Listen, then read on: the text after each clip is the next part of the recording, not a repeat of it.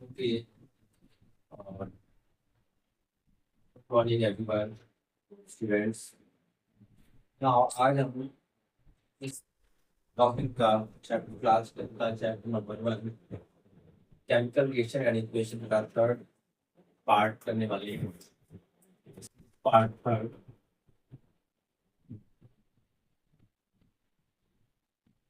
और इस पार्ट में हम जो टॉपिक डिस्कस करने वाले हैं वो है बहुत interesting topic that is oxidation and reaction.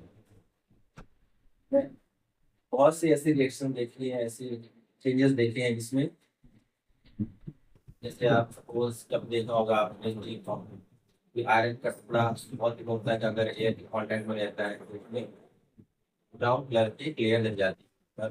या इस तरीके से देखा होगा कि आपने कॉपर या सिल्वर की चीजों में काफी दिनों तक अगर उसको खुले में या एयर कांटेक्ट में रखते हैं तो उसमें ग्रीन कलर की या ब्राउन कलर की एक लेयर सी पड़ जाती है।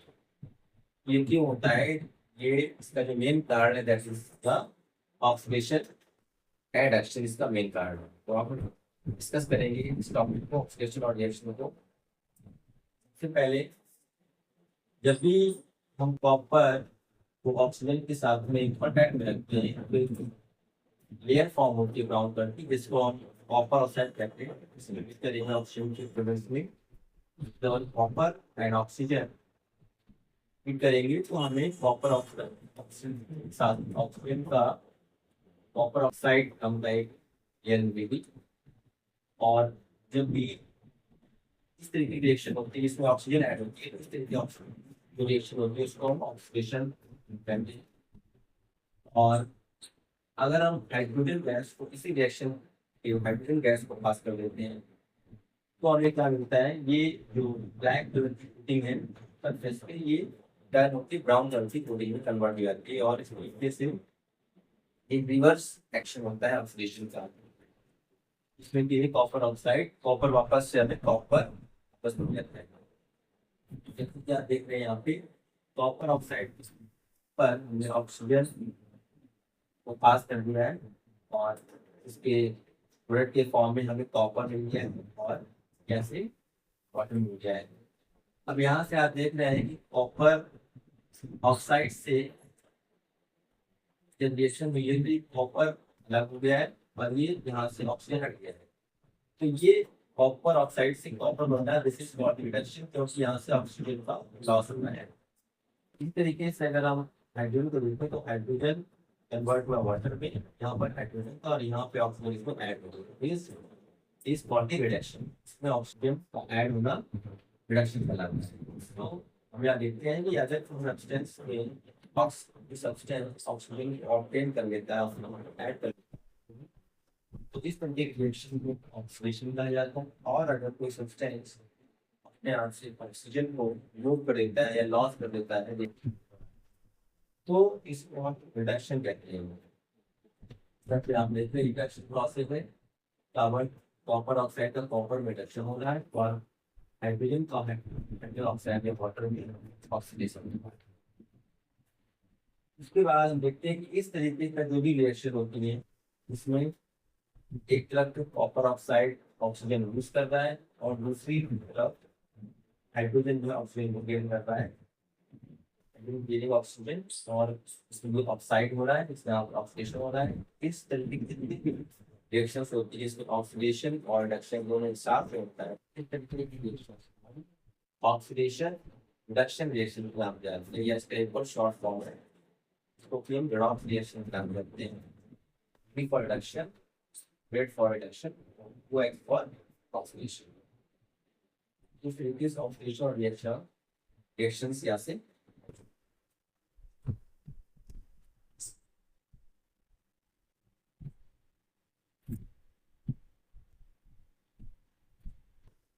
now let's discuss the topic that is corrosion। तो corrosion के बारे में डिस्कस करने वाले हैं हम लोग।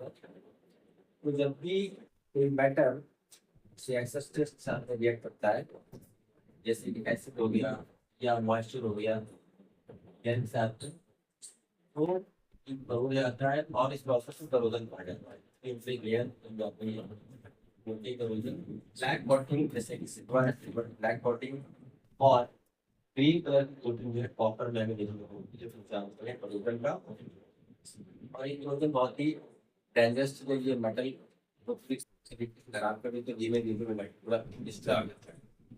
Very important to save from corrosion of such metals. So जैसा कि लिखा हुआ corrosion of iron is the biggest problem. Huge amount of money spent to reduce the uh, corrosion of the iron। बहुत बड़ी मात्रा में पैसा खर्च होता है इस प्रॉब्लम। दूसरी जो चीज हम डिस्कस करने वाले हैं डेंसिटी है। डेंसिटी क्या होती है कि जब भी कोई फैट या ऑयल एयर कांटेक्ट में आता है ऑक्सीडाइज हो जाता है और उससे एक अलग तरीके उसका टेस्ट खराब हो जाता है और गंदी आएगी। इस तरीके से आपने देखा होगा जब भी कोई फूड आइटम बहुत समय तक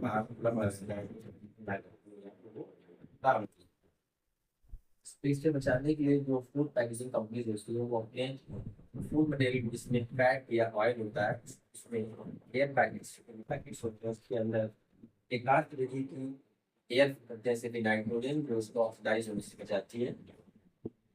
तो इन ऐसे सब्सटेंस को जो ऑक्सीडाइज हो जाती है एंटीऑक्सीडेंट्स बोलते हैं।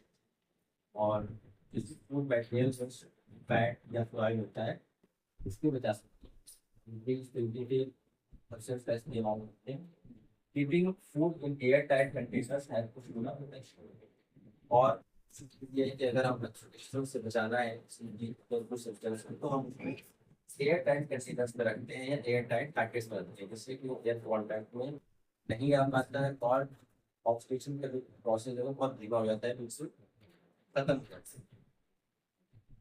ये जो ये है कि the process of getting spoiled or making bad taste, taste खराब हो जाता है या जो भी इस टाइम में जो प्रोसेस है दैट इज कॉल्ड ट्रांसफर और इससे बचाने के लिए प्रोसेस ना हो